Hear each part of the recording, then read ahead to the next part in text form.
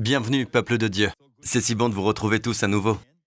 Et comme la Bible le dit, l'apôtre Paul dit « Je vois avec joie votre fermeté et le bon ordre dans l'esprit. » Donc, je peux tous vous voir dans l'esprit. Et souvent, quand je prie et loue à la maison le dimanche, je me vois avec vous tous, adorant le Seigneur ensemble. Et c'est la vision que Dieu veut que vous ayez à chaque fois que nous nous réunissons, même un dimanche. D'accord ? Nous nous voyons comme l'une des multitudes adorant le Seigneur. Nous sommes toujours un dans l'esprit. Amen. Êtes-vous tous prêts à écouter la parole de Dieu ? Et ce que Dieu a pour nous cette année ? Détendez-vous et appréciez.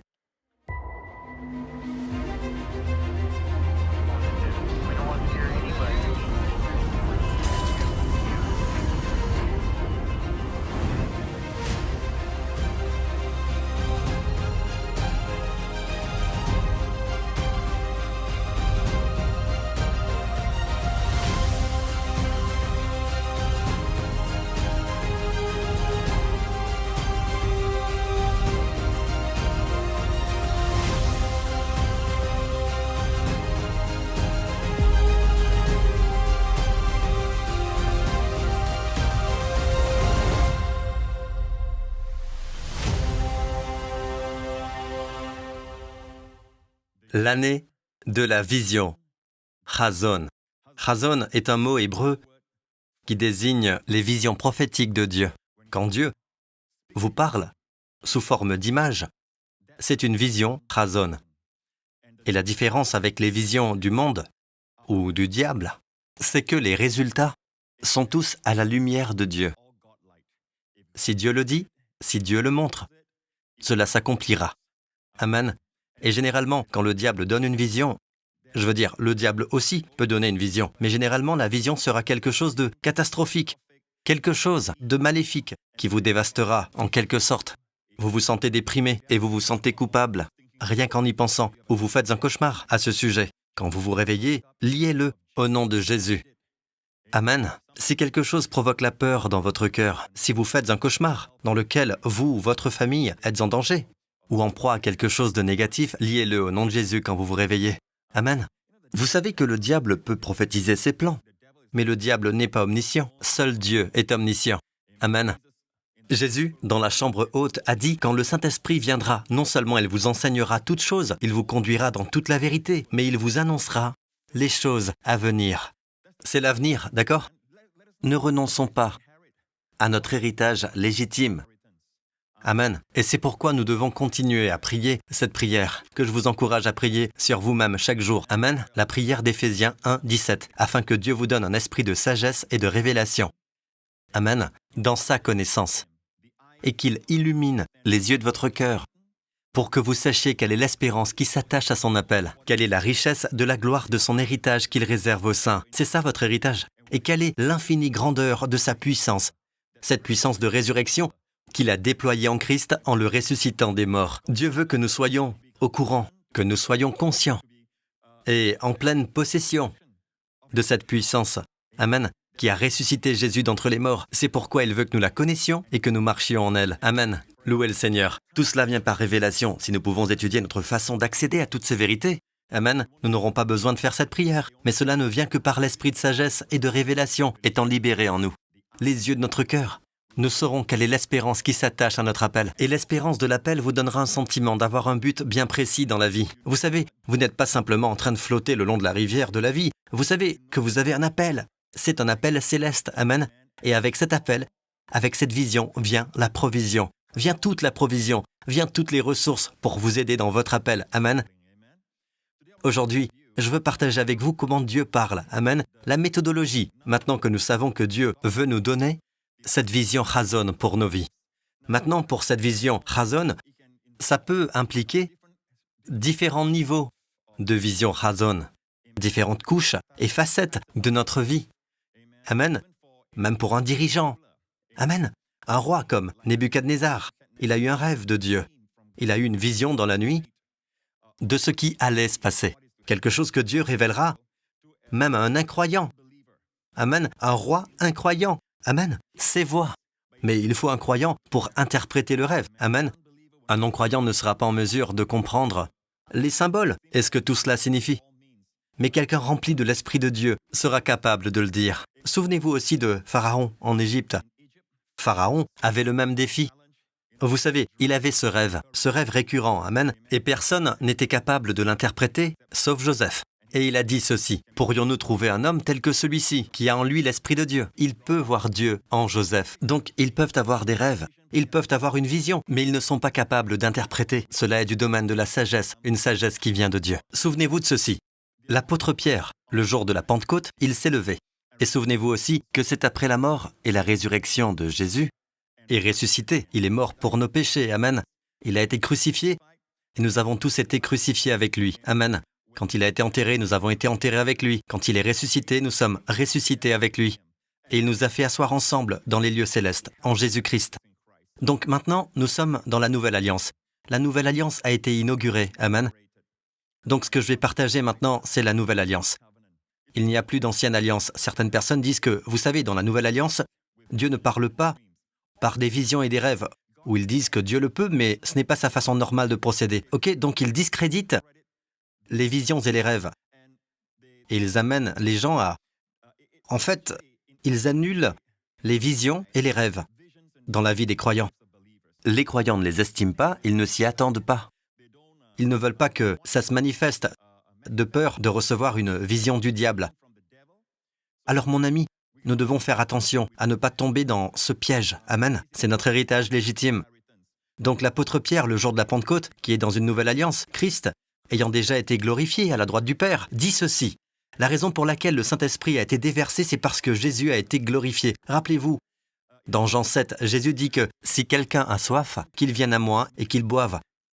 Des fleuves d'eau vive couleront de lui. Et la Bible dit que Jésus parle du Saint-Esprit qui n'avait pas encore été donné parce que Jésus n'avait pas encore été élevé dans sa gloire. Donc le Saint-Esprit est donné parce que Jésus a été glorifié à la droite du Père. Alors lui et Pierre se sont levés et Pierre dit « Le Père a déversé le Saint-Esprit parce que Jésus a été glorifié. Dieu a fait de Jésus le Seigneur et le Christ. » C'est ce qu'il a dit. Et ensuite il leur rappelle le prophète Joël. La prophétie dans le livre de Joël qui dit que dans les derniers jours, dit Dieu, je déverserai de mon esprit sur tout être humain. Vos fils et vos filles prophétiseront. Vos jeunes gens auront des visions. Et vos vieillards auront des rêves. Maintenant, nous savons que la façon dont Dieu nous conduit, souvent, c'est à travers la parole de Dieu. C'est le moyen numéro 1. Amen. Et le plus souvent, Dieu me parle à travers la parole. Mais la parole vient sous forme d'images. Amen. Donc, attendez-vous à avoir des visions, et même des rêves la nuit, mais en accord avec la parole de Dieu. Et pour sûr, nous savons tous que si le diable donne une vision ou un rêve, il ne sera jamais en accord avec la parole de Dieu. Mais il y a des rêves que Dieu peut donner qui ont des aspects de catastrophe. Vous savez, d'ailleurs, c'est pour ça que nous prions pour ceux qui ont le statut de prophète, ceux qui ont ressenti cet appel. Et il y a toujours des prophètes dans le Nouveau Testament. Mais généralement, il y aurait une réponse. Comme dans Agabus, le prophète se leva et annonça qu'il y aurait une grande famine, une grande mort sur toute la terre. Et la solution était de se réunir et de fournir des ressources aux pauvres saints, surtout ceux de Jérusalem. Donc la famine est quelque chose de négatif. Pourtant, Dieu donne toujours quelque chose de positif dans laquelle nous pouvons marcher. Mais le diable ne vous donnera que du négatif, d'accord ? Et juste des images effrayantes, des visions effrayantes. Et il veut que vous en ayez peur. Car comme le dit Job, ce que je crains, c'est ce qui m'arrive. Donc Dieu veut vous donner une vision de foi. Alors quoi que vous croyez, qu'il vous soit fait selon votre foi. Amen. Donc oui, la parole de Dieu, la vision de Dieu peut venir des Écritures. Amen. Ainsi l'apôtre Pierre, quand il s'est levé, il a dit, « Dans les derniers jours, vos fils et vos filles prophétiseront, vos jeunes gens auront des visions et vos vieillards auront des rêves. » Il nous enseigne la façon dont Dieu nous parle. Maintenant, si les visions et les rêves sont des choses que Pierre discrédite, il ne parlera pas comme ceci. « Hé les gars, c'est l'accomplissement, c'est excitant. » Souvenez-vous, au jour de Samuel, quand il était jeune, les jours d'Élie, le prêtre, et de Samuel, quand il était un jeune garçon, la Bible dit, les visions n'étaient pas fréquentes. La parole de l'Éternel était rare à cette époque. Les visions n'étaient pas fréquentes. Donc, cela nous dit que lorsque la parole du Seigneur est rare et qu'il n'y a pas de vision répandue, pas de vision fréquente, c'est quelque chose de mauvais, quelque chose qui dénote la défaveur de Dieu sur Israël à ce moment-là. Mais Dieu apportera toujours une solution, amen. Dieu apporte toujours une solution, et la solution dans ce cas-là était Samuel, et Dieu a commencé à parler dans des visions et des rêves. Il a été le premier d'ailleurs, que la Bible appelle le voyant. Il est connu comme le voyant, comme quand Saül cherchait les ânesses de son père, elles étaient perdues. Il dit à son serviteur, « Venez, allons trouver le voyant. » Pourquoi le voyant? Parce qu'il voit la vision de Dieu, il voit le chazon de Dieu. Maintenant, qu'est-ce qui était particulier? Qu'est-ce qui était spécifique et individuel dans l'Ancien Testament? En d'autres termes, tout le monde ne prophétisait pas dans l'Ancien Testament. Amen.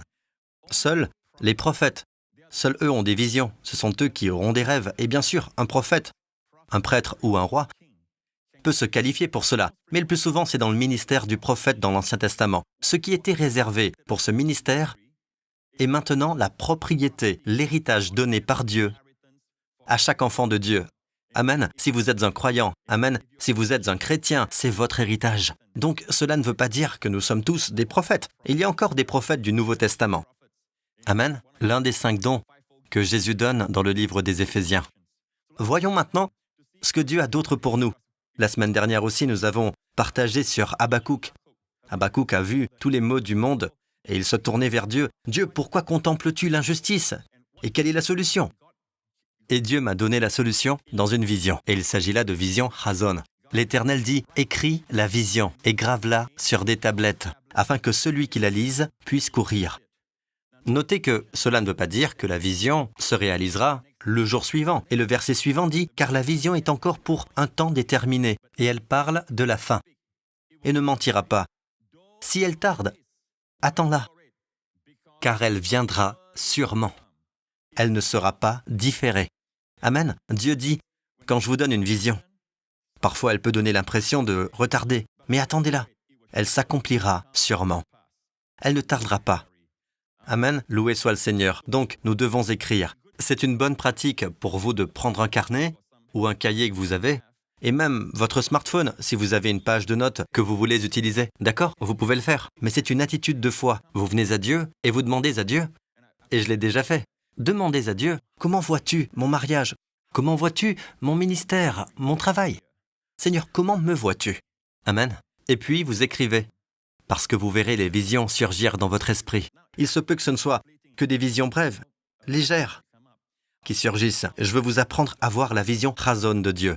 Quand vous demandez à Dieu, soyez prêts. Amen. Si vous demandez quelque chose à Dieu, souvenez-vous de ce passage de Jacques 1 où il est dit « Si quelqu'un de vous manque de sagesse ou de direction, ou même d'une vision, amen, tout cela est associé à ce mot, sagesse. » Si vous aimez la direction, vous voulez la sagesse de Dieu, que faites-vous? Qu'il demande à Dieu, qui donne à tous libéralement, et qui ne fait pas de reproches, il ne vous gronde pas pour cela, il vous donne généreusement. Qu'il demande avec foi, ne doutant nullement, car celui qui doute est semblable au flot de la mer, agité par le vent et jeté çà et là. Il a dit, la Bible est pleine d'images disant que celui qui doute est semblable au flot de la mer. Ne soyez pas comme cet homme. Amen. Il est un homme incertain dans ses pensées, inconstant dans toutes ses voies. Alors, quand vous demandez, demandez avec foi. Amen. Sortez votre carnet de notes et demandez au Seigneur. Comment vois-tu cette situation? Si vous avez une situation problématique sur laquelle vous voulez la réponse de Dieu, demandez à Dieu de vous parler. Maintenant, quand la vision ne vient pas tout de suite, ce qui arrive souvent, c'est que lorsque j'ai un stylo à portée de main et mon carnet devant moi, je peux écrire, je prends des notes, comme Dieu commence à me parler. Maintenant, écoutez, dans le monde occulte, dans le Nouvel Âge, ils ont aussi ce qu'ils appellent le journal automatique. Ne faites pas cela. Ce qu'ils font, c'est qu'ils rendent leur esprit passif, leur volonté passive. Ils ouvrent un carnet et vous voyez, le diable copie toujours la méthode de Dieu, sauf pour ceci. Dieu n'écrase jamais votre choix. Dieu veut collaborer avec vous. Amen. Il ne vous rend pas passif pour ensuite prendre le contrôle sur vous. C'est ce que fait le diable. Dieu dit, vous savez, même le parler en langue. Amen. Nous devons parler comme l'Esprit nous donne de nous exprimer. Si nous ne parlons pas, rien ne se passera. Donc Dieu travaille toujours avec la volonté de l'homme. Amen. La collaboration de l'homme. Alléluia. Nous sommes des coopérateurs avec Dieu. De même dans le monde occulte, ce qu'ils font, c'est qu'ils se lâchent. Et ensuite, un mauvais esprit prend le dessus. Et alors ils commencent à écrire automatiquement. Or, je ne parle pas de ça. Ce que je dis, c'est qu'il faut que vous ayez tous vos sens en éveil, comme Dieu vous a fait. Amen. C'est comme ça que Dieu parle. Amen. Vous avez toute votre intelligence et la pleine possession de vos facultés mentales. Amen. Vous n'abandonnez pas votre esprit à une force invisible. D'accord? Vous pouvez juste poser une question au Seigneur et ensuite faire une pause pendant un moment. Priez dans l'esprit. Amen. Et écoutez. Et voir. Veillez pour voir. Vous vous souvenez de ce qu'a dit Habakkuk? Je veillerai pour voir. Veillez pour voir. Il y a ces images flottantes qui surgissent. Amen. Et souvenez-vous de ce principe. Dans le Nouveau Testament, c'est toujours de Dieu. Une image vient de Dieu. Une vision vient de Dieu. Un rêve est de Dieu. Une prophétie est de Dieu. Car tout vient de la prophétie. Quand vous prophétisez généralement des visions. Amen. Vous prophétisez des visions, tout comme le prophète Habakkuk. Il prophétisait des visions. Amen. Samuel prophétisait des visions. Amen. Vous donnez une image de foi à celui auquel vous prophétisez, à un groupe ou une nation à qui vous prophétisez. Donc, c'est l'impact de la vision. Mais dans le Nouveau Testament, écoutez, ce n'est pas comme dans l'Ancien Testament. Dans l'Ancien Testament, il prophétisait habituellement, surtout avant l'arrivée de Nebuchadnezzar et de Babylone, pour envahir Jérusalem et le pays de Judée. Prenez note que beaucoup des visions qu'il a vues étaient des visions de crise nationale, de guerre et d'effusion de sang. D'accord? Maintenant, est-ce que ce serait vrai aujourd'hui? Écoutez attentivement, à moins que vous soyez un prophète et que vous soyez appelé à écrire le livre de l'Apocalypse. Mais même dans ce cas, le livre de l'Apocalypse est la révélation de Jésus-Christ. Mais à moins que vous ne soyez appelé au ministère de prophète, ne vous occupez pas des événements mondiaux. Amen. Vous n'êtes pas appelé à des choses qui sont plus élevées, qui sont au-dessus de votre niveau de compétence. Amen. Il y a des prophètes qui ont prophétisé sur les événements mondiaux et il y a ceux qui essaient de le faire sans l'onction. Et c'est un échec cuisant. Et tout le monde peut voir que ça ne s'est pas passé. Donc, ne dépassez pas vos limites. Les choses simples dont Dieu nous parle aujourd'hui, comme je l'ai dit, ce qui était réservé pour le ministère du prophète dans l'Ancien Testament est maintenant accessible à tous, mais dans les limites de notre vie, de notre ministère. Amen. Notre domaine de responsabilité et de mission. D'accord? C'est là que Dieu vous parlera. Amen. Alors préparez-vous, demandez au Seigneur et veillez pour voir cette image flottante à l'intérieur. Mais vous dites, Pasteur Prince, je m'attends à ce qu'un ange apparaisse dans une vision Chazon. Amen. Je m'attends à ce que le Seigneur apparaisse devant moi. Mais écoutez, ce n'est pas la norme. Pour une raison quelconque, les gens pensent toujours qu'une vision signifie que quelqu'un apparaît devant vous, soit un ange, soit le Seigneur lui-même. Et puis, si quelqu'un est dans la pièce, il voit aussi la même chose que vous. Ce n'est pas vrai. Plusieurs fois, même quand Saul, sur la route de Damas, a eu une vision, la Bible dit que les hommes qui l'accompagnèrent ne voyaient personne. Amen. Ils n'ont pas vu le Seigneur parler. Ils entendaient bien la voix, mais ils ne voyaient pas le Seigneur. Amen. Même chose pour Ézéchiel. Ézéchiel dit qu'il a reçu une vision, mais les gens autour de lui n'ont pas reçu la vision. Mais nous avons cette idée que si le Seigneur apparaît, tout le monde verra, tout le monde, dans la même pièce, verra le Seigneur. Et ce n'est pas vrai. Nous avons des idées à ce sujet qui sont sensationnelles et spectaculaires, mais ce n'est tout simplement pas dans les Écritures. La voix de Dieu, écoutez mes amis, la voix de Dieu n'est pas dans le tremblement de terre, ni dans le tonnerre, c'est dans le murmure doux et léger. Et cette vision flottante qui apparaît quand vous vous préparez et que vous demandez au Seigneur. En fait, c'est comme je le disais à mon équipe de louanges. Soyez prêts pour de nouveaux chants. Et d'où viennent les chants? De l'intérieur. Pourquoi? Car Dieu a fait sa demeure en vous. J'habiterai et je marcherai au milieu d'eux. Amen. Vous êtes le temple de Dieu lui-même, le temple du Saint-Esprit, un temple de Dieu vivant, respirant et en marche, pour être aussi une bénédiction. Alléluia. Amen. Dieu habite en vous, il n'est plus en dehors de vous. En fait, si c'est à l'extérieur de vous, vous pouvez être sûr que si c'est des images effrayantes et tout ça, ça ne vient pas de Dieu. Cette paix intérieure, le diable ne peut l'imiter. Elle vient de l'intérieur. Donc, vous recevez une vision, cela peut être un avertissement, mais il y a toujours une paix. Ça peut être un rêve qui vous réveille, mais c'est un avertissement dont vous devez tenir compte. Amen. Alors, est-ce que je crois aux rêves? Oui, j'ai fait de nombreux rêves au cours de ma vie, dans mon ministère, etc. Récemment, je vous ai dit, la semaine dernière, je crois, que le matin même, où j'étais censé prêcher, Amen, ce matin-là, j'ai rêvé d'un tsunami qui frappait, vous savez, le lieu où j'habitais, où je logeais. Non seulement ma maison, mon habitation, mais aussi toutes les maisons et tous les endroits autour. Et il y avait 3 vagues de tsunami qui arrivaient. Et j'ai demandé au Seigneur. Et tout m'est venu d'une source particulière. Et je ne vais partager qu'une petite partie de ce que j'ai partagé la semaine dernière, ce que je suis en mesure de vous révéler. Mais vous savez, je l'ai vu, et c'est très clair. J'ai l'habitude d'avoir des visions comme celle-ci. Chaque année, amen, certaines qui sont très précises concernant l'Église, le ministère, ma vie, et d'autres qui sont d'ordre très général aussi. Mais une chose dont vous pouvez être sûr, si vous êtes dans l'Alliance, ce n'est plus dans la lignée des visions effrayantes avec des résultats effrayants. Ça peut être un avertissement, mais ça aura toujours un résultat édifiant, un résultat positif et confortable. Et c'est pourquoi vous devez garder ce verset dans votre cœur, toujours, d'accord? Ce genre de prophétie, de vision du Nouveau Testament est comme ceci. 1 Corinthiens, chapitre 14, verset 3 nous dit « Celui qui prophétise, au contraire, une question. Comment prophétise-t-on? Sous quelle forme? Habituellement dans des visions, sous forme d'images. Pas seulement en mots. Les mots décrivent une image. Celui qui prophétise, prophétise des mots inspirés par l'Esprit. Celui qui prophétise parle aux hommes. Maintenant, regardez ça. Les édifie, regardez, les encourage, les réconforte. La prophétie édifie toujours, elle encourage toujours, elle exhorte toujours, et elle apporte du réconfort. Maintenant, ce n'est pas vrai pour les prophètes de l'Ancien Testament. Amen.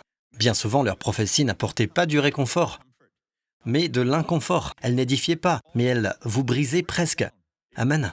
Pour que vous alliez jusqu'au bout de vous-même. Mais écoutez, ils étaient sous la loi. Amen. Ils étaient sous la loi. Nous sommes sous la grâce. Amen. En ce temps-là, le jugement n'était pas encore tombé sur l'agneau de Dieu qui est notre substitut, notre offrande expiatoire. Maintenant, le jugement est tombé. Notre jugement, qui était supposé tomber sur nous et sur notre famille, est tombé sur cet agneau de Dieu, le Fils de Dieu à la croix. Amen. Donc, nous vivons du côté de la bénédiction et non du côté de la malédiction. Amen. En effet, tous ceux qui dépendent des œuvres de la loi sont sous la malédiction. Donc, en conséquence, même les prophètes, qui bien souvent ne peuvent pas voir clairement, voient l'aspect jugement des choses. Mais si vous essayez d'apporter l'aspect jugement des choses ici, ce serait incorrect, c'est comme une fausse prophétie. Si étant sous l'Ancienne Alliance, vous prophétisez le réconfort, vous êtes un faux prophète. D'accord? De même, si vous êtes sous la grâce maintenant, et que vous ne prophétisez que le jugement, toujours le jugement, vous êtes un faux prophète. Il y a un jugement à venir, lorsque Jésus reviendra, pas l'enlèvement, mais la seconde venue du Christ. Amen, où il apportera le règne millénaire. Amen, et ce sera le paradis sur terre. Alléluia, louez le Seigneur. Il y a un jugement à venir, mais nous n'y sommes pas. Jésus a fermé le livre. Amen. Le parchemin, dans sa ville natale de Nazareth. Quand il a ouvert le passage d'Ésaïe, où il a lu « L'Esprit du Seigneur est sur moi pour guérir ceux qui ont le cœur brisé, pour proclamer aux aveugles le recouvrement de la vue. » Et puis, juste à la fin, si vous lisez Ésaïe, il dit « Pour publier une année de grâce de l'Éternel, virgule, le jour du jugement. Un jour de vengeance. » Jésus n'a pas lu jusque-là. Amen. Il s'est arrêté à une année de grâce du Seigneur, Radzon. En hébreu, l'année des faveurs gratuites de Dieu qui abondent à profusion. Amen. C'est ainsi, je pense, que Fine décrit ce mot, Radzon. Une année de faveurs qui a été abondante au peuple de Dieu. Alléluia. Mais remarquez que Jésus s'arrête juste à une année de grâce de l'Éternel, où il y a une virgule dans notre Bible, qui continue en disant « et un jour de vengeance ». Donc le jour de vengeance n'est pas sur nous, et cette virgule représente 2000 ans. Donc là où le Seigneur s'arrête, nous nous arrêtons. Ce n'est pas le temps du jugement. Nous prêchons, Dieu n'est pas en colère contre vous. En effet, Dieu était en Christ, il réconciliait le monde avec lui-même, en ne chargeant pas les hommes de leurs fautes. Nous les supplions, soyez réconciliés avec Dieu. Dieu n'est pas en colère contre vous. Mais en conséquence, vous savez, au lieu d'être touchés par la grâce, nous avons cette mentalité de jugement où nous voyons le monde, nous voyons le péché qu'ils font. Et c'est très flagrant, n'est-ce pas? Et nous commençons à dire « Dieu les jugera, Dieu les jugera ». Nous sommes des gens de la nouvelle alliance, avec une mentalité de vieille alliance. Non, mon ami, il est temps pour nous de nous concentrer sur l'évangélisation, de gagner des âmes pour Jésus-Christ. Alléluia. Amen. De prêcher le véritable évangile de Jésus-Christ. Amen. Amen. Alléluia. Alléluia. Alors, quand vous recevez une vision ou un rêve, Amen, ou quand vous demandez à Dieu de vous parler et que vous attendez, vous savez, vous attendez que le Seigneur parle, rappelez-vous de ceci quand vous demandez avec foi. Souvent, vous verrez une brève image qui vient. Ne doutez pas. Écrivez simplement, Amen, ce que vous voyez. En fait, lorsque vous écrivez, vous aurez une occasion plus tard d'y jeter un coup d'œil pour voir si c'est conforme aux Écritures, si c'est en accord avec la parole de Dieu ou pas. C'est l'un des plus grands avantages d'écrire ce que Dieu vous montre. Mais vous devez toujours être sous la nouvelle alliance. Vous devez quoi? Édifier, encourager, Amen, et réconforter. Amen. Le prophète doit toujours produire ce résultat. Certaines personnes contesteront. Ils persisteront à croire qu'une vision viendra comme une vision ouverte, comme on l'appelle. Comme un être qui vient devant vous de la part de Dieu, un ange généralement, et vous apporte un message de Dieu. Alors vous le regardez, et s'il y a quelqu'un dans la pièce avec vous, il le verra.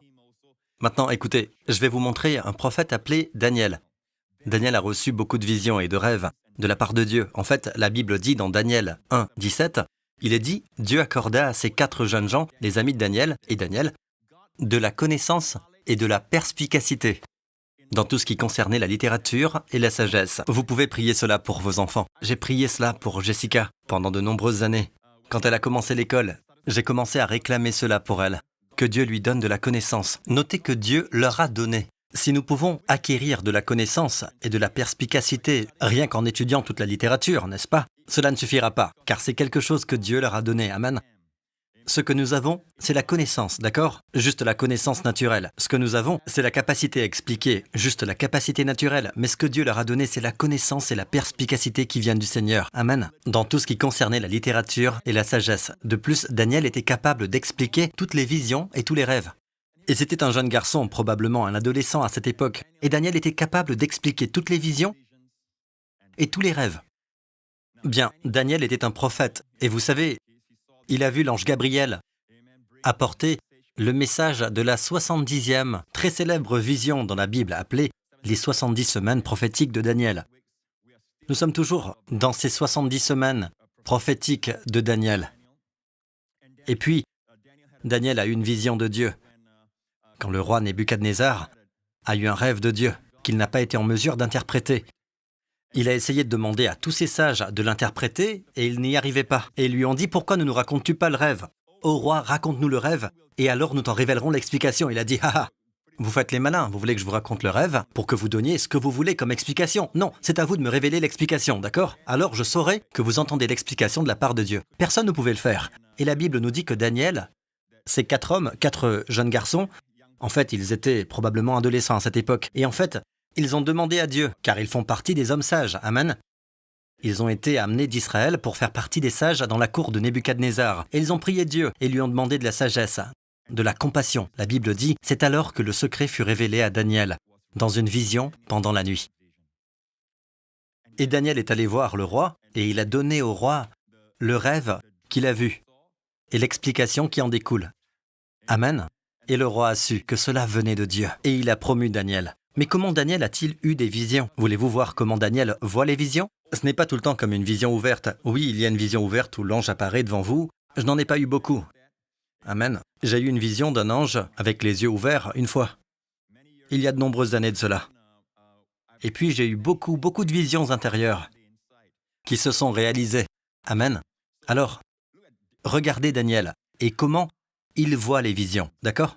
La Bible dit la première année du règne de Belshazzar sur Babylone, Daniel fit un rêve. Des visions se présentèrent à son esprit pendant qu'il était sur son lit. Waouh! Ce n'est pas très spirituel. Vous êtes allongé là sur votre lit et vous recevez des visions de Dieu. Ensuite, il mit ce rêve par écrit. Il s'agit encore d'écrire. Ensuite, il mit ce rêve par écrit et en raconta les points principaux. Encore une fois, Daniel a eu un rêve et des visions dans son... Où était-ce? Dans son esprit. Pendant qu'il était sur son lit. Alors qu'il est allongé là, des visions continuent de se présenter à lui. D'accord? Des visions et des rêves. Et il savait que ça venait de Dieu. Amen. Et il a pris, vous savez, probablement à l'époque, un stylet qu'il a utilisé pour écrire sur un papyrus ce qu'il voyait. Mais il les a reçus alors qu'il était sur son lit. Un moment très peu spirituel. Mais souvent, c'est comme ça que Dieu parle. En fait, si vous regardez attentivement comment Daniel a interprété le rêve du roi Nebuchadnezzar, il dit « Sur ton lit, roi, tu as eu des pensées. Tu as eu un rêve et une vision pendant que tu étais couché sur ton lit. » Donc, même le roi était couché sur son lit quand il a reçu le rêve et la vision de Dieu. Et puis, il a dit ceci « Comme tu as eu des pensées. » Et c'est alors que Daniel a interprété l'énorme statue qui proclamait tout le temps des gentils. Nous sommes toujours dans ce temps. C'est une étude très intéressante. Et un de ces jours, je pense que je vais vous enseigner cela, car nous sommes définitivement en train de voir arriver la fin de cela, les jambes de cette statue. Bien. Voici ce qu'il expliquait au roi Nebuchadnezzar. Et le roi Nebuchadnezzar savait que cela venait de Dieu. Amen. Maintenant, comment Dieu parle-t-il d'habitude?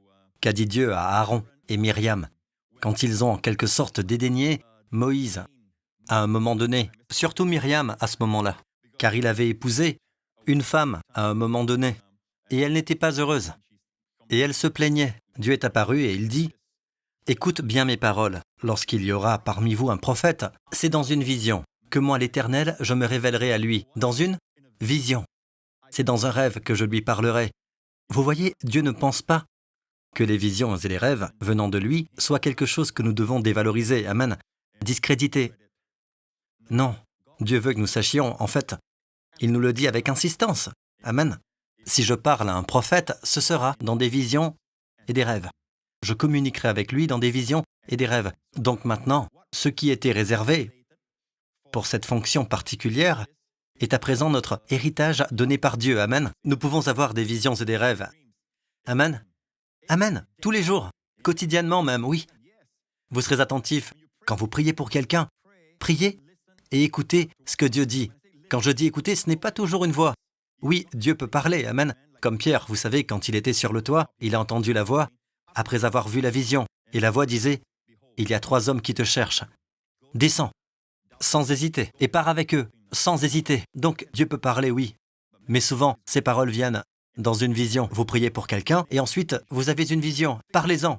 Parlez-en à la personne. Rappelez-vous, n'écrasez pas la personne en disant, « Je vois une maladie dans votre vie, et ça va vous causer un grand découragement. » Et vous terminez là. Amen.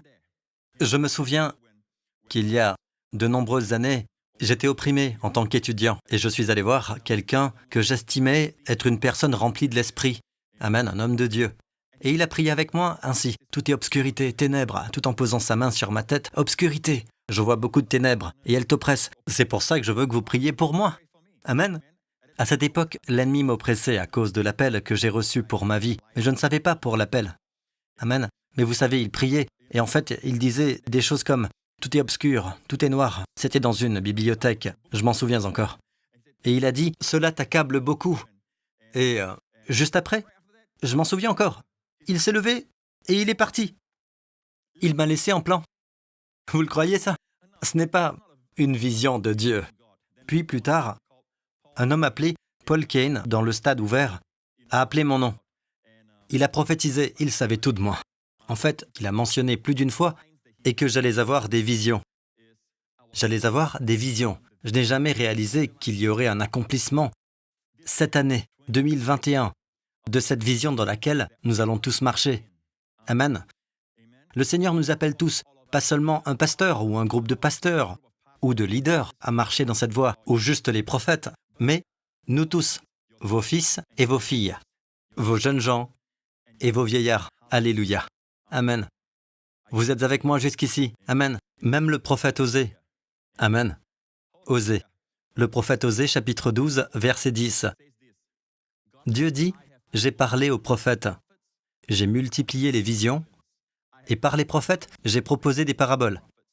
Et par les prophètes, j'ai proposé des paraboles. » Remarquez comment Dieu parle.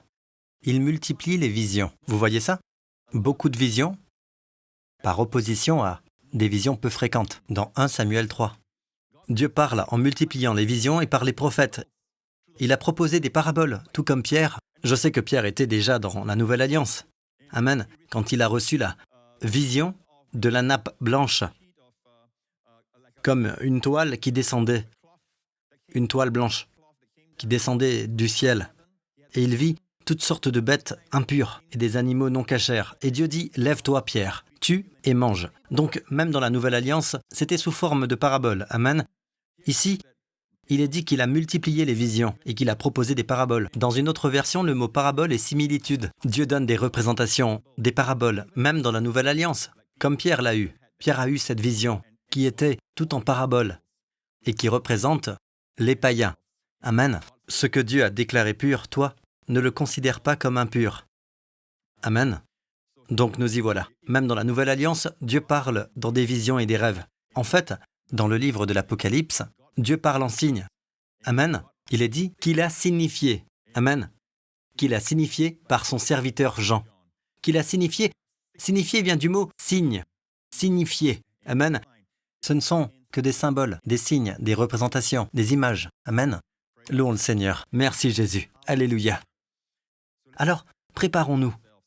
Vous savez, chaque fois que nous prions, préparons-nous. Nous prions pour quelqu'un. Amen. Nous avons besoin de direction. Soyons attentifs aux visions et aux rêves. Ne les méprisons pas quand ils se présentent. Amen. Vous aurez tout le temps de le vérifier plus tard, si ça vient de Dieu ou pas. Je me souviens et j'ai partagé récemment ce que j'ai vécu il y a plusieurs années de cela en revenant du travail. C'était tard dans la nuit, probablement vers presque 2 heures du matin. Je roulais sur l'autoroute et j'ai vu un homme âgé qui essayait de traverser pour aller de l'autre côté. Et il était près d'un terre-plein central et il essayait d'enjamber le séparateur. Alors, je me suis arrêté sur le bas-côté de la route et je me suis approché lentement. Je l'ai approché et je lui ai demandé ce qui se passait, si je pouvais l'aider. Et il n'était pas clair, il n'était pas cohérent. Il disait des choses comme « j'ai besoin de manger, je vais là-bas pour manger ». J'ai dit « allez où ?» C'était au milieu de nulle part, en fait. Amen. Et je l'ai ramené sur le bas-côté. Et je lui ai parlé pendant un moment en réalisant qu'il ne savait pas vraiment où il était. Il souffre peut-être de démence, de quelque chose du genre. Il avait vraiment l'air de quelqu'un qui ne savait pas où il était, mais il a dit qu'il avait faim, et j'ai eu pitié de lui. Donc je l'ai emmené dans la voiture et on a roulé pendant un moment. Et j'ai dit « Où habitez-vous » Et il n'a pas pu me dire où il vivait. J'ai dit « Seigneur, que dois-je faire maintenant, Seigneur ?» Amen. J'ai pensé à aller au poste de police. Vous savez, qu'est-ce que je dois faire? Et il a faim. Si je l'amène au poste de police, ça va probablement prendre plus de temps pour son repas. Mais il était déjà tard, ou plutôt le matin, tard le soir. Et je me demandais, qu'est-ce qu'il veut dire? Et tout d'un coup, quand j'ai prié dans la voiture, j'ai dit, Seigneur, parle-moi. Et j'ai eu une vision flottante d'une aire de restauration à Singapour. Et je savais où c'était. Littéralement, cela s'appelle ABC Food Court. Bien, et vous devez savoir qu'il existe beaucoup d'aires de restauration. Elles sont nombreuses. Notre passe-temps favori à Singapour est de manger. D'accord, donc j'ai vu cette vision flotter. Et je me suis rendu à l'endroit. Vous savez, je me suis simplement dit, si ça vient de Dieu, je le saurai. D'accord? Donc j'ai conduit jusqu'à cet endroit. D'habitude, c'est fermé à cette heure-là. Mais il y avait une boutique qui était encore ouverte. On y vendait des boissons. C'était ouvert, et un homme dans cette boutique, le propriétaire, a vu l'homme, le vieil homme, sortir de la voiture et l'a appelé par son nom. Et plus tard, cet homme m'a raconté que son cas était très malheureux. Vous savez, son fils le laisse toujours à la maison. Il ne le nourrit pas beaucoup. Et son fils, parfois, l'amène à notre aire de restauration et lui donne à manger. Et parfois, il peut rester ici jusqu'à tard. Puis plus tard, le fils vient le chercher. Et vous savez, entre cet endroit et celui où je l'ai vu, il y a environ 8 ou 11 kilomètres. C'était à peu près ça la distance. Et il y a tellement d'aires de restauration. Mais Dieu m'a donné cette vision. C'est une simple vision. Mais qu'est-ce qui s'est passé? Est-ce qu'il a été sauvé? J'ai essayé de lui tendre la main, mais il semble que ce n'était pas propice à ce moment-là. Mais je lui ai dit, Jésus vous aime. Alors quel a été le résultat? Qu'est-ce que Dieu voulait faire? Même aujourd'hui, je ne sais toujours pas. Mais cela m'a appris une chose. Ça m'a appris à être attentif quand tu demandes à Dieu. Attends-toi à voir des images. Maintenant, Dieu n'a pas fait ça parce que je suis un pasteur. Dieu n'a pas fait ça, d'accord, à cause d'un quelconque don prophétique qu'il m'a donné. Dieu l'a fait à cause du simple accomplissement de la prophétie du prophète Joël. Vos jeunes hommes auront des visions, amen, et vos vieillards auront des rêves. Donc j'ai des visions et j'ai aussi des rêves. Amen. Ce n'est pas une question d'être jeune ou vieux. Il se trouve que si vous avez une vision, pendant la journée, cela s'appelle une vision. Et si vous avez une image que vous voyez de la part de Dieu la nuit, quand vos yeux sont fermés, cela s'appelle un rêve. C'est aussi simple que ça. Les deux sont des images venant de Dieu. Amen. Amen. Louez le Seigneur. Mais souvent, mes amis, écoutez ceci. Ne méprisez pas ces images simples. Bien souvent, Dieu parle à travers sa parole. Vous rendez-vous compte que les évangiles sont tous des images? Amen. Dieu est sous forme d'images. Je pense juste à cette image, par exemple. Dans Psaume 128, il est dit « Heureux tout homme, amen, qui craint l'Éternel ou qui respecte Dieu. Alléluia. Ta femme est comme une vigne porteuse de fruits dans ton foyer. » Pourquoi Dieu a-t-il comparé la femme à une vigne porteuse de fruits? Que produit une vigne? Du raisin. Le raisin, à cette époque, dans cette culture, d'accord, on parle toujours de vin. Donc, votre femme sera une vigne porteuse de fruits, signifie elle vous enivrera. Alléluia. Enivre-toi sans cesse de son amour. Amen. Jésus a transformé l'eau en vin. Ou dans un mariage. Alors, Dieu nous donne des images. Voici une image que vous pouvez utiliser quand vous lisez ceci. Dieu ne vous donne pas que des paroles. Amen. Vous aurez une bonne épouse. C'est tout. Amen. Si vous êtes béni, vous aurez une femme formidable. Non, Dieu vous donne une image. Et si vous pensez que dans le naturel, ce n'est pas vrai pour votre femme, c'est en tout cas l'image que Dieu voit de votre femme. Vous ne devez pas la voir telle qu'elle est. Amen. Vous devez la voir de la façon dont Dieu la voit. Amen. Tout comme, vous savez, si vous regardez l'un l'autre, vous vous trouvez des défauts, pas vrai? Mais nous sommes la justice de Dieu dans le Christ. Aux yeux de qui? Aux yeux de Dieu. Nous devons déclarer ce que Dieu voit, et non pas déclarer ce que les hommes voient. L'homme regarde à ce qui frappe les yeux, mais l'Éternel regarde au cœur. Amen. Dieu regarde à notre position réelle, en Christ. Mes amis, les hommes ne peuvent pas. Avec nos yeux, en tout cas, nous ne pouvons pas voir la réalité, comme Dieu la voit. Quand Dieu dit que votre femme est une vigne porteuse de fruits, acceptez-le. Pensez à elle comme à une vigne féconde qui vous enivre, même vos pensées intimes. Tu es quelqu'un avec qui j'aime être. Amen. Je me nourris littéralement de ton amour. C'est une image pour vous. Pourquoi Dieu a-t-il donné des images comme celle-ci? Amen. Pour qu'il remplisse votre cœur. Vous êtes conçu et destiné à être nourri par des images de foi de Dieu. Et puis vos enfants, il dit que tes fils sont comme des plants d'olivier. Des plants d'olivier, waouh! Pensez à l'olivier. C'est un arbre dont chaque partie peut être utilisée. Amen. La feuille, le tronc, c'est un arbre connu pour sa longévité. Amen. Il peut vivre jusqu'à près de 2000 ans. Amen. On trouve des arbres qui vivent près de 2000 ans, comme le séquoia à feuilles d'if. Sauf qu'en Israël, amen, il n'y a pas tellement de séquoia. C'est plutôt des arbres comme l'olivier dont Dieu parle. Tes fils sont comme des plants d'olivier. Vous savez? Alors, vous voudrez étudier davantage sur la vigne, les caractéristiques de la vigne, pour que vous compreniez ce que Dieu dit à propos de votre femme et du mariage. Amen. Et ensuite, vous voudrez étudier les pousses d'olivier, ce qu'on en fait. Quand vous étudiez ce sujet, vous découvrez qu'à chaque fois qu'un arbre vieillit, qu'un olivier vieillit, on prend des pousses d'olivier et on les insère dans son tronc. Vous savez ce qui se passe? Cet arbre, ce vieil arbre, commence à retrouver sa jeunesse. C'est comme ça que l'arbre continue de vivre. Et il se perpétue, tout comme les arbres que vous voyez dans le jardin de Gethsémané. Amen. Ces arbres sont très vieux. Mais si vous regardez bien, vous verrez des pousses d'olivier qui sortent de leur tronc. Amen. De leurs racines et de leur tronc. Ce qu'ils font, c'est qu'ils mettent exprès des pousses d'olivier dans le vieil arbre. D'accord? Ils les font pousser dans le vieil arbre et le vieil arbre continue de vivre encore et encore. Une image du renouvellement de la jeunesse et de la longévité. Donc, avoir des enfants, amen, renouvelle votre jeunesse. Quand Dieu a voulu renouveler ma jeunesse, il m'a donné Justin. Amen. Amen. J'ai eu Jessica à un âge beaucoup plus jeune.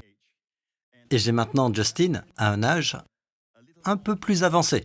Amen. Mais je crois que Dieu a renouvelé ma jeunesse comme les aigles. Donc, quand vous étudiez ça, tout ça, ça rend l'étude de la Bible passionnant, mon ami. Amen. L'étude sur l'olivier. Non seulement ça, peut-être que Dieu vous donnera une image du psaume 92. Il a une vision chazon. Il a toujours une vision chazon. Amen. Regardez le psaume 92 qui dit « Les justes poussent comme le palmier. » Et c'est vous, enfants de Dieu. Vous êtes la justice de Dieu en Christ. Les justes poussent comme le palmier. Ils grandissent comme le cèdre du Liban. Il vous incombe donc d'étudier le palmier. Et quand vous étudiez le palmier, vous constatez à nouveau que cet arbre porte encore des fruits dans la vieillesse. C'est un arbre très fructueux. Quand vous regardez un palmier, il est droit. Et il a de nombreux fruits. Amen. Une multitude de fruits. Et Dieu dit, ils grandissent aussi comme le cèdre du Liban. Vous savez, il y a de nombreuses années, au cours d'un de mes voyages au Canada, j'ai vu un panneau indiquant un domaine de cèdre, quelque chose comme ça. Nous sommes donc allés dans le domaine et j'ai trouvé un panneau disant « Cet arbre a plus de 1000 ans ». Et j'étais stupéfait quand je me suis approché de l'arbre, car il sentait toujours bon. Il était encore fort et robuste. Dieu dit « Toi, la justice de Dieu en Christ, c'est à toi que je parle. Tu vas pousser comme un palmier et tu vas grandir comme le cèdre du Liban. Tu seras fort. » Amen. Et ce n'est pas tout. Remarquez que, planté dans la maison de l'Éternel, il prospère comme les parvis de notre Dieu. Il porte encore des fruits dans la vieillesse. Maintenant, la vieillesse, n'ayez pas l'image de, vous savez, vous vous écroulez en étant tout frêle et décrépit. Amen. voyez-vous comme étant fort. Le mot vieillesse fait référence à l'âge avancé. Il porte encore des fruits. Nous savons dans le naturel que, quand vous arrivez à un certain âge, vous n'êtes plus fécond. Mais Dieu dit non. Mes enfants portent encore des fruits. Remarquez le mot « encore ». Portent encore des fruits dans la vieillesse. Donc quelque part en route, Dieu veut que vous arrêtiez de vieillir comme Caleb, et que vous restiez jeune. Amen. Perpétuellement. À perpétuité. Amen. Restez jeune, restez verdoyant. En fait, ce qui est dit, c'est « ils sont pleins de sève et verdoyants ». Le mot « verdoyant » est littéralement le mot « ranan ». En hébreu, « ranan » signifie frais, vert, luxuriant, plein de vie. Quand ils disent vert, en hébreu, ils utilisent le mot « ranan ». C'est le mot pour verdoyant. Dieu vous veut verdoyant pour toujours, jeune pour toujours. Alléluia. Amen. C'est comme la vieille chanson. Forever young, I wanna be forever young. Do you really want to live forever? You can through Christ. Forever young, forever young. Très bien. Louez le Seigneur. Merci Jésus. Ou Dieu pourrait donner une vision d'Ésaïe 65, verset 22. Ils ne construiront pas des maisons pour qu'un autre les habite. Cela en dit long sur votre carrière et sur tout ce que vous faites. Dieu dit que vous construirez des maisons et qu'aucun autre n'habitera à votre place. Vous ferez des plantations et aucun autre ne mangera. D'accord? Ce que vous avez planté. Et c'est vous qui jouirez du fruit de votre travail. Tout comme le psaume 128 dit, ce même psaume qui parle de votre femme comme une vigne porteuse de fruits. Car la vie, écoutez bien, car la vie des membres de mon peuple sera aussi longue que celle des arbres. Et ceux que j'ai choisis jouiront du fruit de leur travail. Alléluia. Ceux que j'ai choisis jouiront du fruit de leur travail. Car la vie des membres de mon peuple sera aussi longue que celle des arbres. Maintenant, Dieu peut dire des choses comme « Mon peuple, tes jours seront bénis ». Béni est un mot très générique. Dans quel domaine? Ce n'est pas précis. Donc, il nous donne une image. Et mes amis, c'est tout autant une vision Chazon. Car c'est le livre des psaumes. Amen. Les psaumes sont inspirés par le Saint-Esprit.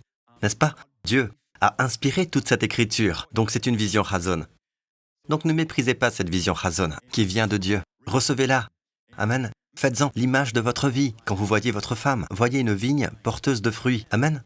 Ne cherchez pas les défauts. Amen. Cherchez le bon côté de votre épouse. Vous savez, quand la Bible parle de l'homme qui fait confiance à l'Éternel, ça ne veut pas dire qu'il n'est pas entouré de mauvaises choses et d'aspects négatifs, etc. Amen. Mais ils ne s'aperçoivent pas de la venue de la chaleur. Ils ne voient pas le négatif. Les gens sont bénis dans Jérémie 17. Je crois que c'est écrit, quand un homme est béni de l'Éternel, la Bible dit, il ressemble à un arbre. Encore une fois, une image. Un arbre planté près de l'eau ne cesse pas de porter du fruit. Et remarquez qu'il ne s'aperçoit pas de la venue de la chaleur. Ainsi, l'homme béni ne voit pas le négatif. Il ne voit pas le mal. Il ne voit pas le mauvais trait de caractère. Amen. Mais regardez le verset suivant, qui parle de l'homme réprouvé. Il est dit « Maudit soit l'homme ». Il est pareil à un genévrier dans la plaine, comme un buisson dans le désert, entouré de tout ce qui est sec. Un gâteau cuit à sec. Amen. Et il dit toujours il ne verra pas quand le bien arrivera. Waouh! Même l'homme réprouvé a du bon dans sa vie, mais il ne peut pas l'apprécier. Donc il cherche toujours le mal. Il voit le mal dans ses enfants, il cherche de mauvaises motivations. Quelqu'un fait quelque chose de gentil pour lui, il se dit « Oh, il doit avoir une mauvaise intention ». Amen? Amen. D'accord. Si le gouvernement fait ça, il doit y avoir une mauvaise intention derrière. Au lieu de chercher le bien, ils cherchent le mal. Ils cherchent le mauvais côté dans leur conjoint. Ils cherchent le mal, même en eux-mêmes. Ils ne peuvent pas voir le bien. L'homme réprouvé ne peut pas voir le bien, même quand le bien arrive. Amen. C'est pourquoi ils se plaignent. Se plaindre, ça veut dire quoi? Vous ne voyez pas le bien. Vous voyez le mal. Amen. Même pendant cette pandémie, il y a beaucoup de bien qui en est sorti. Beaucoup d'entre vous travaillent à domicile. Vous savez quel privilège c'est? De nombreuses générations avant vous ont rêvé de travailler de la maison. Amen. Maintenant, vous avez ce privilège. Amen.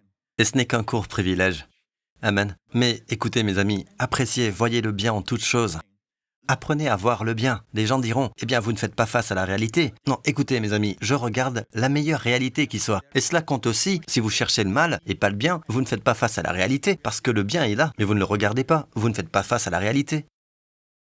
Non, mes amis, la Bible dit que la caractéristique d'un homme qui est béni est qu'il ne voit pas le mal. Une caractéristique de l'homme qui est réprouvé est qu'il ne peut pas voir le bien, même si le bien est là. Dieu a pu bénir une femme avec un époux merveilleux, ou bénir un homme avec une femme formidable, mais il ne voit pas. Amen. Il voit toutes les mauvaises choses. Il ne voit que les traits négatifs. Il lui mentionne les traits négatifs, au lieu de souligner les bons côtés. Je sais que parfois c'est difficile de voir le bien chez certains de nos amis, de nos collègues. Pourquoi ne pas plutôt changer de perspective et se dire « Je suis un homme béni, je ne cherche pas le mal, je cherche le bien. » Amen. Louez le Seigneur. Louez le Seigneur.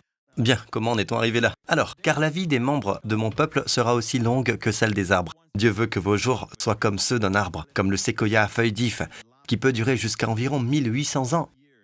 Waouh! Et l'olivier peut durer 2000 ans. Alors Dieu vous donne une image. Dieu dit, vous savez que je vais prolonger votre vie comme celle des arbres. Oh, alléluia! Amen. Amen. Faisons confiance à Dieu. Amen. La Bible dit, dans le dernier verset du psaume 91, « Je le comblerai de longs jours. » Maintenant, notez que Dieu n'a dit à quel âge, d'accord? Il vous ramènera à la maison. Le critère ici est votre satisfaction. Je le comblerai de longs jours. Si vous n'êtes pas comblé à 90 ans, dites-le au Seigneur. Je ne suis toujours pas comblé. Alors Dieu dit, continue, car je promets que je te comblerai de longs jours. Et l'une des choses que Jésus a faites à la croix, c'est que, à l'âge de 33 ans, un très jeune homme, il est mort sur la croix. Il est mort jeune pour que vous puissiez vivre longtemps. Amen. Et vous pourrez encore porter du fruit dans votre vieil âge avancé. Amen. Comme Abraham. Alléluia. Comme Caleb. Alléluia. Mes amis, vous savez, on parle de nous comme étant des personnes surnaturelles. Dans ces derniers jours, avec des visions et des rêves, une onction prophétique. Possédez vos biens. Ne devenez pas mondains. Ne pensez pas comme le monde. Ne pensez pas comme dans le naturel. Ne commencez pas à mépriser les visions et les rêves en vous disant « Oh, ces gens-là, ils sont sur une autre planète. Ils ont un petit problème à la tête. » Non, non, nous sommes dans le Chazon, mes amis. Et dans le Chazon, il y a une terre de bénédiction, mes amis. Amen. Alléluia. Quand Dieu t'oint d'huile, comme dans le psaume 92, qui dit « Tu porteras encore des fruits dans ta vieillesse », au verset 11, il est dit que « Je suis arrosé avec une huile fraîche ». Au verset suivant, « Mon œil verra aussi ». Remarquez le résultat d'être oint d'huile fraîche. Cela affecte votre vue. Votre œil verra aussi. Ceux qui m'espionnent, mon œil verra aussi. Alléluia. Alléluia. Louez le nom de Jésus. Donc, soyez attentifs à la Bible. Quand vous lisez la Bible, passez du temps dans la parole ou écoutez des sermons qui sont remplis de sa parole, parce qu'il vous donne tous la vision Chazon. Il donne la vision Chazon de l'intérieur. Et ensuite, vous la voyez, car si vous ne passez pas du temps dans la parole ou à écouter la parole, comme vous êtes conçu pour les visions, quelqu'un remplacera les zones vides de votre cœur avec des visions. Et vous savez qui est cette personne, n'est-ce pas? C'est l'ennemi qui les apportera. Et vous savez, si vous regardez de la violence, d'accord, et du sexe, et simplement des films dégoûtants, et vous voyez cette personne trahir cette autre personne, ce genre de choses, je ne suis pas contre le fait que des personnes regardent de bonnes émissions, vous savez, pour des moments de détente en famille et tout ça. Mais faites attention, ne remplissez pas votre cœur avec toutes ces visions de sang, de scènes sanglantes, partout, du sang partout, et de meurtre. Puis votre cœur est plein de ça. Et vous vous couchez, vous vous mettez au lit. Vous ne pourrez pas avoir une vision Chazon. Vous aurez une autre sorte de vision. Amen. Parce que vous passez trop de temps devant la télé. Et alors, vous avez une vision qui ne vient pas de Dieu. Et ça vous prive de cette paix et de ce sentiment de bien-être. Amen. Et vous vous mettez même à soupçonner dans votre relation. Vous avez de mauvaises pensées sur votre partenaire, sur vos enfants, sur le monde, parce que vous regardez les nouvelles tout le temps. Et tout ce que vous pouvez voir dans votre avenir, au lieu d'un casque d'espérance, qui est une attente positive, de bienfait dans votre avenir, vous avez une attente active de mal dans le futur. Que ce soit pour vous ou pour le monde. Vous savez, ce n'est pas une bonne façon de vivre, mes amis. Je suppose que Dieu veut que nous passions du temps dans sa parole, amen. Et une des façons, amen, de passer du temps aussi est d'écouter, continuer à écouter la parole, amen. Une seule parole de Dieu peut changer votre vie, mes amis. À jamais. Alléluia. Alléluia. Remerciez Dieu pour sa parole. Vous savez, quand Adam et Ève ont péché, quand ils sont tombés dans le péché, la première chose qui est arrivée, la Bible le dit, les yeux se sont ouverts. Voyons cela. Il est dit, la femme vit que l'arbre était porteur de fruits bons à manger. Maintenant, elle n'a même pas encore mangé du fruit de l'arbre que Dieu interdit. Dieu dit de tous les arbres dans le paradis, vous pouvez manger librement de leurs fruits, mais pas celui de cet arbre. Mais le diable a trompé cette femme et il lui a dit « Vous ne mourrez absolument pas, mais prenez bien note de ceci. » Le diable a joué avec son imagination, les yeux de son cœur. La femme a vu que l'arbre était porteur de fruits bons à manger. Comment le sait-elle? Elle n'en avait jamais pris auparavant. Donc, c'était dans le domaine de l'imagination que c'était agréable pour les yeux. C'est comme quand Jésus disait « Tout homme qui regarde une femme pour la convoiter a déjà commis un adultère avec elle, dans son cœur. » Ce qui est dans votre imagination, pour Dieu est la réalité. Nous disons, c'est juste de l'imagination. Dieu dit que c'est la réalité. Remarquez que la femme vit que l'arbre était porteur de fruits bons à manger, agréables à regarder et précieux pour ouvrir l'intelligence. D'où vient la vision? C'est une vision. Elle a vu. C'était le diable. L'ennemi lui a donné une fausse vision. Elle prit de son fruit et en donna aussi à son mari. Elle en mangea et en donna à son mari. Ils en mangèrent tous les deux. Leurs yeux à tous les deux s'ouvrirent et ils prirent conscience qu'ils étaient nus. Or Dieu n'a pas fait les hommes nus. Dieu a fait les hommes. Dans le psaume 8, on voit que Dieu dit « Tu l'as fait de peu inférieur aux anges, c'est-à-dire l'homme. Et tu l'as couronné, l'homme, de gloire et d'honneur. » Et ce mot « couronné » est le mot hébreu « apal », qui est en fait un globe qui vous entoure. Amen. C'est comme une couronne qui vous enveloppe. Vous êtes dans ce cocon, vous êtes dans ce lieu de gloire doré, de splendeur et de beauté. Elle vous entoure. Donc, quand Adam parlait, Amen, les mammifères devaient obéir. Quand il parlait, même les dinosaures ont dû obéir. C'est ça l'autorité, car quand ils le regardaient, ils voyaient la gloire de Dieu. La Bible dit que tous ont péché et sont privés. Le mot « être privé » dans la traduction littérale de la Bible de Jérusalem en anglais dit « tous ont péché et ont perdu la gloire de Dieu ». La gloire a disparu et les hommes étaient nus. Amen. Il s'est vu nu. Il s'est vu sans ressources. Il s'est vu comme n'ayant pas. Il a vu le manque. Il a vu tout le négatif. Pourquoi? Ses yeux ont été ouverts. Maintenant, Dieu voulait que leurs yeux soient ouverts par l'arbre de vie. Voyez-vous, Dieu a créé Adam et Ève et il a laissé une chose intacte. Dieu n'a pas ouvert leurs yeux automatiquement après avoir insufflé la vie en eux. Dieu voulait qu'ils fassent un choix. Soit vous ouvrez les yeux à l'arbre de vie, soit vous ouvrez vos yeux à l'arbre de la connaissance du bien et du mal. L'homme a choisi ce dernier. Et le résultat, c'est que le monde est déchu. Amen. Dieu n'a jamais voulu que la terre ait des tremblements de terre et des famines, que les corps des gens soient ravagés par la maladie et la douleur. Vous savez, Dieu veut le paradis sur terre, et c'est ainsi qu'il a créé l'Éden pour l'homme, mais Dieu a attendu que l'homme choisisse. Dieu ne voulait pas forcer l'homme, mais il a choisi le mauvais côté. Amen. En conséquence, tous les hommes sont déchus. Tous ont péché et ont perdu la gloire de Dieu qui entourait l'homme. Amen. Mais Jésus est venu. Alléluia. Jésus est mort pour nous sur la croix. Amen. Jésus est ressuscité. Alléluia. Il a payé le prix. Amen. Pour tous nos péchés. Et ce n'est pas tout. Il a dit cette prière. Père, je leur ai donné la gloire que tu m'as donnée. Alléluia. Amen. Je leur ai donné la gloire. Amen. Jésus nous a donné la gloire que l'homme avait perdue dans le jardin. Alléluia. Loué Dieu. Maintenant nous sommes couronnés de gloire et d'honneur en Christ. Amen. Et dans le monde invisible, ils peuvent le voir. Alléluia. La gloire signifie que vous pesez lourd. C'est comme quand vous arrivez quelque part, c'est un poids lourd qui débarque. Vous n'êtes pas léger. Une image de la malédiction, c'est la légèreté. Mais l'image de quelqu'un qui est plein de gloire, amen, Dieu a couronné cette personne de gloire. Cette personne a un poids. Le mot kavod en hébreu est aussi le même mot pour lourd. Alléluia. Amen. Louez Dieu. Donc, Adam et Ève ont péché. Vous voyez ce qui s'est passé quand Jésus est venu, il a tout restauré. Rappelez-vous quand il est ressuscité d'entre les morts, le même jour où il est ressuscité d'entre les morts, il a fait quelque chose. Mais si nous ne demandons pas au Seigneur de nous le révéler, on pourrait penser que c'est quelque chose de banal, quelque chose d'ordinaire. Une chose toute simple, celle de marcher avec 2 disciples qui se sentaient désespérés et découragés. Et ils s'éloignaient de Jérusalem pour retourner chez eux, à Emmaüs. Et Jésus est venu. Et la Bible dit que Jésus a empêché leurs yeux de le reconnaître.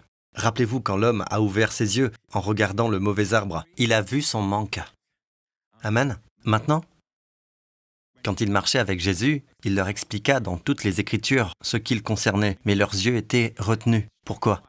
Parce que Jésus veut vous donner la même opportunité et le privilège de le voir dans les Écritures. Parce qu'il leur expliqua dans toutes les Écritures ce qui le concernait.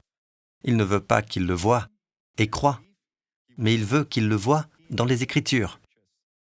Et à la fin de ce voyage, ils entrent dans la maison où ils étaient, et ils étaient deux. Au début, ils étaient deux, Adam et Ève. Dans cette scène où Jésus était avec eux, ils étaient deux. Et qui peut dire si l'autre n'était pas Madame Cléopas? Nous savons que l'un d'eux s'appelait Cléopas, mais on ne nous dit pas qui était l'autre. C'était peut-être le mari et la femme, tout comme au début dans le jardin. Quand Dieu marchait avec Adam et Ève, maintenant Jésus marche avec eux, avec Cléopas et Madame Cléopas. Ils entrèrent dans la maison, et Jésus prit du pain. La Bible dit, pendant qu'il était à table, avec eux, il prit le pain, et après avoir rendu grâce, il le rompit et le leur donna. Alors leurs yeux s'ouvrirent, et ils le reconnurent. Maintenant leurs yeux sont ouverts à la communion. Amen. Au repas de l'Alliance. Leurs yeux se sont ouverts, et ils l'ont reconnu. Il n'est pas dit qu'ils reconnurent leur manque, leurs défauts, leurs traits négatifs. D'accord? Qu'ils reconnurent leur état de dénuement. Non, non, il ne s'agit pas de ça. Ce n'est pas ils surent qu'ils étaient nus, qu'ils connurent leur manque. Ils le reconnurent. Et le connaître, c'est la provision. Le Seigneur est mon berger, je ne manquerai de rien. Amen. Le connaître, c'est tout recevoir de Dieu. Alléluia. Car Jésus est tout. Avec lui viennent toutes choses. Dieu qui n'a point épargné son propre Fils, comment ne nous donnera-t-il pas aussi toutes choses avec lui? La plus grande connaissance est de connaître Jésus. Alors leurs yeux s'ouvrirent, et ils le reconnurent, mais il disparut de devant eux. Notre cœur ne brûlait-il pas au-dedans de nous lorsqu'il parlait en chemin? Alors, mes amis, il y a quelques années, quand j'ai lu ceci, le Seigneur a commencé à me dire cela. Et je n'ai jamais entendu quelqu'un prêcher cela de cette manière. Dieu dit, l'expérience d'Emmaüs est la même que celle du jardin. Alors j'ai commencé à comparer, quand j'ai réalisé que ça pouvait être Madame Cléopas, deux ici et deux là. Le Seigneur a marché avec eux vers le soir. Le Seigneur marche avec eux ici. Amen. Leurs yeux s'ouvrirent pour voir leur manque, pour voir leur nudité et leur état de condamnation. Amen. Ici, leurs yeux s'ouvrirent pour le connaître, ce qui est la vie éternelle. Alléluia. Ils l'ont vu. Amen. Mais qu'est-ce qui a ouvert leurs yeux? Sur l'aspect négatif. L'arbre de la connaissance du bien et du mal. Mais qu'est-ce qui a ouvert leurs yeux? Pour le voir et le connaître. Et le connaître ici, c'est le mot épiginosko, qui est la connaissance complète de qui il est. Il prenait part au repas du Seigneur. En d'autres termes, mes amis, si je les compare avec le jardin d'Éden, si je les compare, les oppose, le repas de l'Alliance, quand nous avons reçu le repas de l'Alliance, c'est en fait l'arbre de vie pour nous aujourd'hui. Ils étaient censés prendre part à l'arbre de vie, mais au lieu de cela, ils ont ouvert leurs yeux sur le mauvais arbre, alors que Dieu voulait qu'ils ouvrent leurs yeux sur l'arbre de vie. Mais ici, ils ont ouvert leurs yeux sur l'arbre de vie, qui est son corps brisé et son sang versé. Et chaque fois que vous prenez part au repas du Seigneur, Amen, vous le connaissez davantage. Vous le connaissez davantage. Chaque fois que vous prenez part au repas du Seigneur, Amen, vous ne verrez pas votre nudité. Vous ne verrez pas votre destruction, Amen.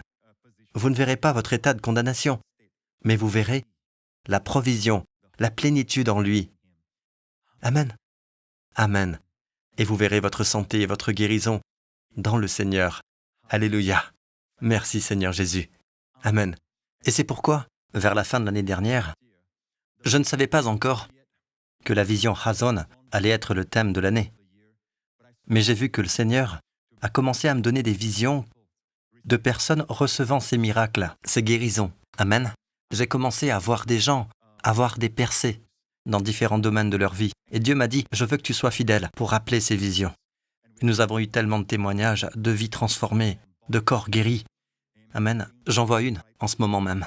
Là, en ce moment, j'ai une vision. Et je vois quelqu'un qui, en fait, a dit au Seigneur, après nous avoir suivis pendant un bout de temps, et vous n'êtes pas un croyant, mais en fait, vous vous êtes dit ceci. Je vais regarder encore une fois. Et si ce pasteur est de Dieu, il dira ceci. Il y a quelqu'un qui nous regarde, qui n'est pas encore un chrétien. Mais si vous parlez de la situation, je saurai que cela vient de Dieu. Eh bien, je l'appelle, car c'est ce que le Seigneur montre, parce qu'il vous aime, mon ami. Il a donné son Fils pour qu'il devienne votre offrande expiatoire sur la croix, parce qu'il vous aime. Amen. Comment ne vous accorderait-il pas aussi tout avec lui? Croyez au Seigneur Jésus-Christ et vous serez sauvés dans votre maison. Amen. Aujourd'hui est le jour de votre salut. Maintenant, c'est le temps favorable. Amen. Louez le Seigneur. Il y a aussi quelqu'un qui vient de recevoir un diagnostic du médecin. Vous avez passé l'IRM et tout ça, et ils sont inquiets car ils ont trouvé quelques tumeurs. Je dis quelques car il semble qu'il y en ait plus d'une. L'une est plus grosse que l'autre. Et je vois Dieu. Vous savez, c'est comme le doigt de Dieu. Le doigt de Dieu qui entre dans votre cerveau en ce moment et comprime ces choses jusqu'à ce qu'elles meurent. Amen. Vous guérissant de ces tumeurs. Au nom de Jésus, vous êtes guéri, mon ami. Amen. Louez le Seigneur. Merci Seigneur Jésus pour cette guérison. Alléluia. Louez le nom de Jésus. Amen. Une autre personne. Vous avez une cataracte dans votre œil droit.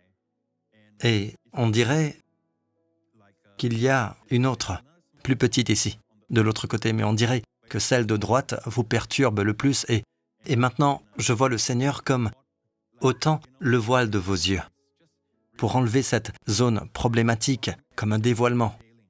Amen. Et maintenant, vous pouvez voir encore plus clairement au nom de Jésus. Merci Seigneur pour ta guérison. Alléluia. Alléluia. Louez le Seigneur. Quelqu'un ressent des douleurs à la poitrine, de haut en bas, de la région thoracique ici, et vous en avez fait l'expérience la nuit dernière. Je vois que vous vous agitiez, et vous avez été très alarmé par ça. Cela vous a inquiété. En ce moment, vous ressentez une puissance qui traverse votre corps. Amen. Vous sentez la puissance traverser votre corps comme si une force était réinjectée en vous, et vous vous sentez fort. Vous vous sentez simplement fort, en ce moment même, au moment où je vous parle. Amen. Néanmoins, allez chez le médecin, faites-le vérifier. Amen. Et voyez le témoignage du Seigneur. Vous êtes libre. Vous êtes guéris au nom du Seigneur Jésus-Christ. Amen. Louez le Seigneur Jésus. Merci, Seigneur Jésus. Je vois quelqu'un avec une tumeur dans son utérus qui est en train de se ratatiner et de se dessécher. Amen. C'est mort. Je l'ai vu tout d'abord se ratatiner puis mourir. Amen. Louez le nom de Jésus. Au prochain rendez-vous que vous aurez, ils ne la trouveront plus. Amen. Comme le dit la Bible, tu auras beau chercher tes ennemis, tu ne les trouveras plus. Alléluia. Merci Seigneur Jésus. Levez vos mains, vous tous ici présents. Où que vous soyez à regarder ce programme, je veux prier pour vous. Même si je n'ai pas appelé votre guérison, écoutez, Dieu vous connaît. Il sait où vous en êtes. Amen. Placez simplement votre main sur la zone affligée, où qu'elle soit. Placez simplement votre main. Si vous ne savez pas où c'est, placez votre main sur la tête. Père, au nom du Seigneur Jésus-Christ, je te remercie. Car je vois sur cette croix notre Seigneur Jésus, notre Sauveur, notre Messie, notre Seigneur, porté dans son propre corps, non seulement nos péchés, mais aussi nos maladies. Je te rends grâce, Seigneur, pour cette maladie que tu guéris. Ce frère et cette sœur mettent leur confiance en toi pour cette guérison, qui est déjà née de toi.